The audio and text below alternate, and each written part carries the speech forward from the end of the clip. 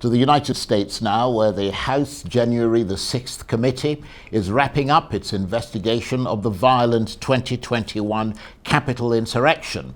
Politicians are expected to cap one of the most exhaustive and aggressive congressional probes in memory, with an extraordinary recommendation that the Justice Department should consider criminal charges against former President Donald Trump. At a final meeting, the panel's 7 Democrats and 2 Republicans are poised to recommend criminal charges against Mr. Trump and potentially against associates and staff who helped him launch a multifaceted pressure campaign to try to overturn the 2020 election.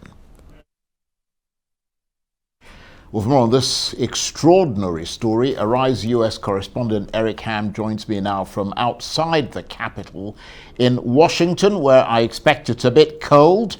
Good to see you, Eric, and thank you for braving the weather to make us understand how important this is, because the Congressional Committee, as we said, into last year's Capitol riot, holding its final meeting today and seeking an unprecedented charge of insurrection against former President Trump. Tell us more.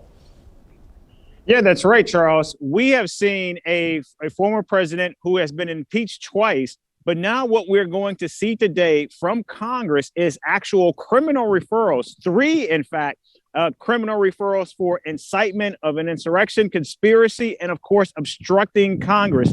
And so those 3 criminal referrals are expected to be addressed today right behind me in this building in the U.S. Capitol, where they will make their final recommendations and their final public appeal about the work that they have been doing over this last year. Now, in addition to the former President Donald Trump, where we're expecting 3 criminal referrals, we also know that they are also going to be planning to refer a number of their own colleagues, members of Congress who refuse to cooperate with the committee, to the House Ethics Committee. So there are a range of issues that will be playing out today. In addition to all of that, Charles, we also expect to get an executive summary of the report and what the final recommendations will entail. Now, back to those criminal referrals that we're expecting from against the former president. While we know they are going to the Justice Department, they are not binding, which means that the Justice Department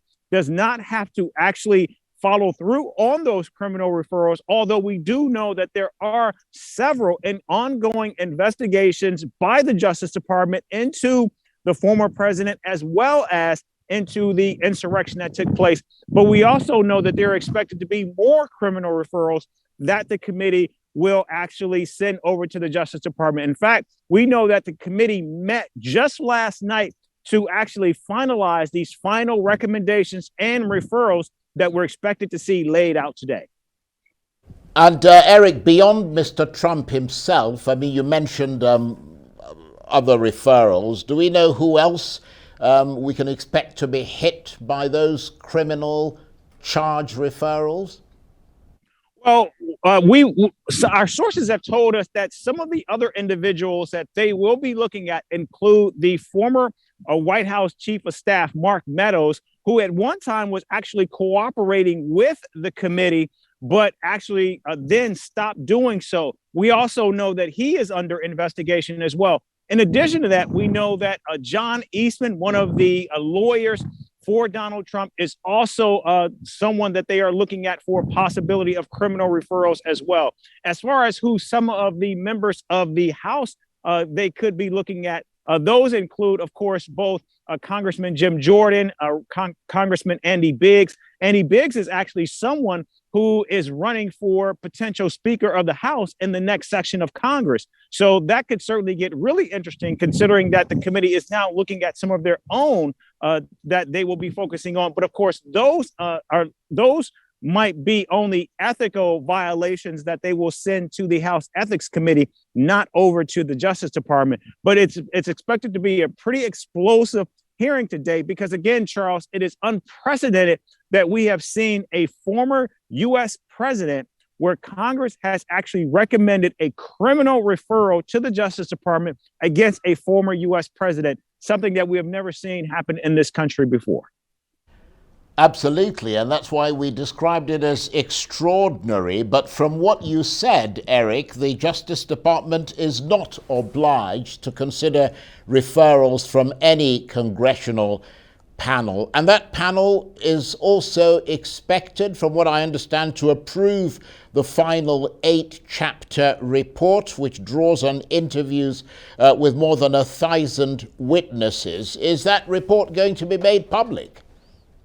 Yes, it is. In fact, Charles, we're going to get a summary of the report today from the committee, and we're expected to have that report in hand as early as Wednesday of this week. So we're going to get a review from the committee today, of course, as well as those criminal referrals, and then we will actually get the final report later this week. And also for our viewers to understand, because Republicans have taken control of Congress and will be in control in the next session, this committee is actually going to disband at the end of this legislative session. And also, we are told that the new Republicans are actually going to do an investigation into this committee as well. So expect that to be perhaps not as involved and integral, but certainly equally as chaotic and explosive. Well, it all sounds extraordinarily political, doesn't it? But, I mean, going forward, we know, as you mentioned earlier, Eric, that Mr. Trump is facing the possibility of prosecution for mishandling classified files during a search of his Florida home. What's the latest on that? Yeah, that's right, Charles. In fact, we do know that just recently, the Court of Appeals actually eliminated that special investigator that the former president wanted to look over these files. Many saw that as a delay tactic, but the judge who actually who ruled in Trump's favor was roundly criticized and slapped down by a higher court. And now it seems that now that special investigator has been removed from the process, the Department of Justice now has access to all of those documents and should be moving, and we're told moving full speed ahead in their investigation into the former president for having absconded from the White House with those documents. We're also told that that Congress is actually asking from the National Archives what other documents are still missing that the former president may have left with, because we also learned just last week that there were more documents that were found in a storage facility of the presidents that they are still collecting. And also, Charles, just very quickly, we also know that tomorrow, again, in the Capitol right behind me, that the House Ways and Means Committee will hold a hearing on former President Donald Trump's tax returns. Remember, they just got those tax returns a few weeks ago, and now we're expecting to see a hearing tomorrow. And we're told that there's the possibility that either part or all of these tax returns could be made public. Eric, thanks very much indeed. Eric Ham, Arise US correspondent, talking to me there from outside the Capitol building in Washington.